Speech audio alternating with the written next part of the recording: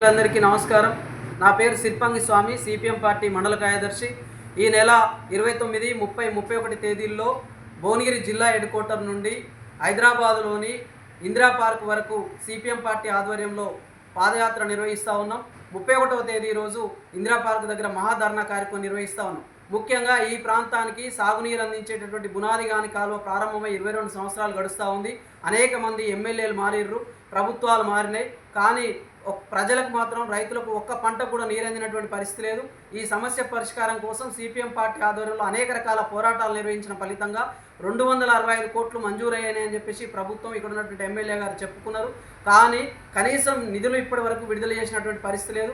ఈ నిధుల విడుదల సాధన కోసం, అదేవిధంగా జిల్లాలో మరి ఇంకా అనేక రకాల ప్రాజెక్టుల యొక్క నిధుల సాధన కోసం సిపిఎం పార్టీ ఆధ్వర్యంలో నిర్వహిస్తున్నటువంటి కార్యక్రమంలో ప్రజలందరూ పెద్ద ఎత్తున పాల్గొని జయప్రదం చేయాలని చెప్పేసి కోరుతా ఉన్నాం.